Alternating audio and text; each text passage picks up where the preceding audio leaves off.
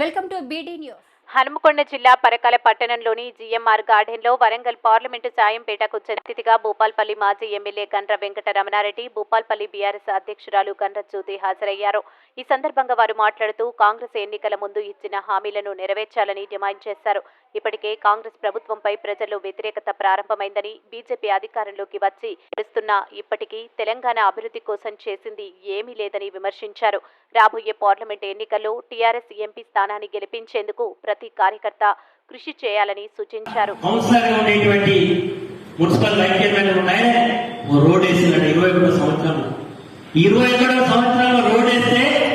ఇప్పుడు వచ్చాడు కంప్లైంట్ ఇచ్చిండు, నా భూమిలో అన్యాయంగా రోడ్ వేసిండు, పలాని వ్యక్తి వేసిండని చెప్తే నేను రాత్రి కంప్లైంట్ ఇస్తే రాత్రి పట్టుకొచ్చి మరి ఈరోజు పెట్టాల్సిన శిక్షలు కాకుండా పెద్ద పెద్ద శిక్షలు పెట్టి ఈరోజు జైలు పంపించింది. అంటే టీఆర్ఎస్ పార్టీ కార్యకర్తలను కక్షపూరితంగా అనగదొక్కితే విజయం సాధిస్తామని విజయగే వాళ్లకు ఖచ్చితంగా హెచ్చరిక చేస్తా ఉన్నా. ఎవరైతే ప్రజాస్వామ్య బద్దంగా వివరిస్తారో కాలపాలనలో కలిసిపోయిండు, మీకు కూడా హెచ్చరిక చెప్తా ఉన్నా.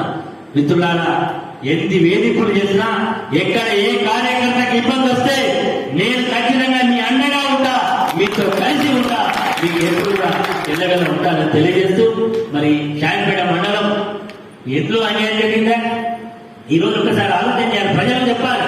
నేను ఈరోజు ఓటర్ని చూస్తా ఉన్నా, బాధ జరిగినటువంటి నేను ఎప్పుడు చూడలే. ఎలక్షన్ లేదా మొదటిసారి చూసి ఓడిపోయినా అయిపోయింది, దాని గురించి పట్టించుకోలేదు.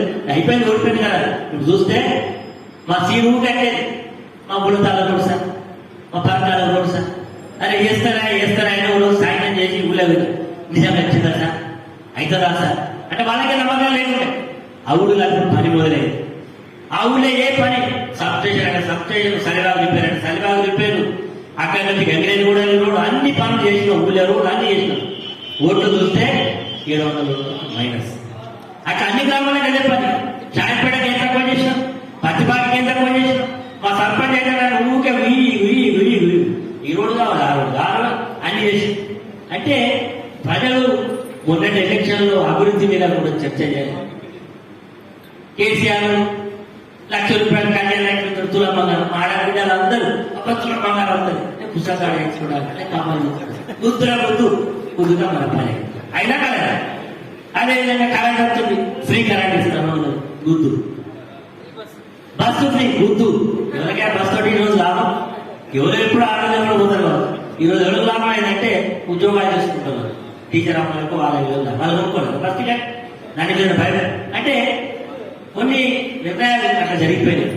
ఈ రోజు మా ఆడపిల్లలకు 25,000 ఇస్తాం, 25,000 నా భర్తను కూడా అడగదు, నేను దాచుకుంటా అంటే నెల 15,000 సంవత్సరానికి 15,000 వస్తాయి అంతేనా. ఇవాళ 15,000 వస్తే నేను 15,000 అంటే 5,000 వస్తాయి. ఆ 75,000 75,000 లక్షలు ఇవాళ అంత భ్రమ కనిపించింది, అంత భ్రమ అయినా కదా కూర్చుంది వాళ్ళు ఉంటుంది. ఇక మా చదువుకునే అమ్మాయిలకు కెరీర్ వచ్చినట్టే ఇక కాలేజీ దానిలో పోయినట్టే అనిపించింది కూర్చుంది వాళ్ళు ఉంటుంది. ఇక నిరుద్యోగ వృత్తి ఇప్పుడు అంటున్నా, మేము అన్యాయం లేదు బిడ్డ, నువ్వు అన్నడం లేదు, అన్నయ్య రికార్డు ఉన్నదే, నువ్వు ఇచ్చాడని నీ మడలు మంచిగా మా పోరాటం జరుగుతూనే పోయింది. అంత ₹500 బోనస్, 2 లక్షల రుణమాఫీ, ₹15,000 మరి రైతు బంధుకు రైతు భరోసా.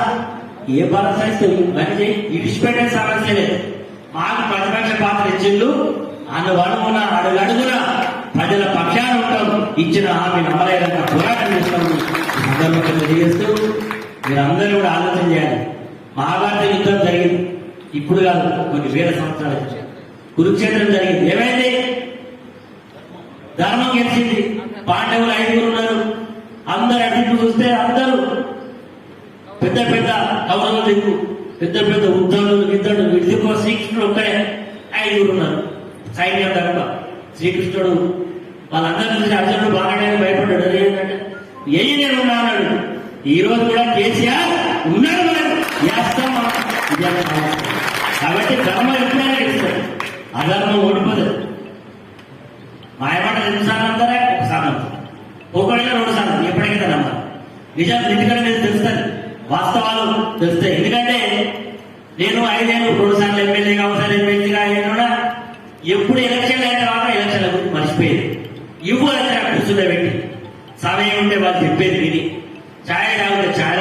మంచిలా ఇచ్చి భోజనం మీద భోజనం పెట్టి ఆ ముచ్చటిని చేయగలిగిన సాయం చేసి ఏ పార్టీ ఉండదు నా పార్టీ నా ఇంట్లో అయితే పంపించింది.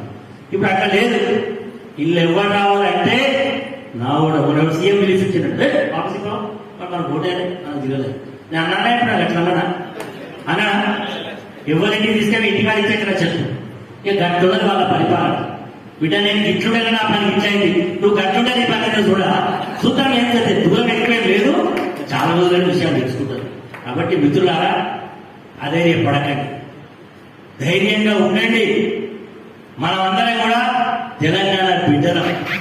నిజాం నిరంకుశ ప్రభుత్వానికి వ్యతిరేకంగా పోరాటం చేసిన గడ్డ ఇది, అవునా కదా? వీళ్ళు కూడా ఏమన్నా అరాచకం చేస్తే అధర్మంగా వివరిస్తే ఖచ్చితంగా చేర్చే కార్యక్రమాలు చేద్దాం. ఒకవేళ ఇక్కడ చేస్తే న్యాయస్థానాలు ఉన్నాయి, అధికారులంతా కూడా వాళ్ళకి అడుగులు వస్తే కూడా న్యాయస్థానాలు ఉన్నాయి, ప్రజాక్షేత్రంలో తెలుసుకున్నాం. కాబట్టి ఎవ్వరు కూడా పోయిన వాళ్ళు కూడా చెప్తున్నా, మీరు పోయిన వాళ్ళు కూడా పశ్చాత్తాపడతారు. పోయిన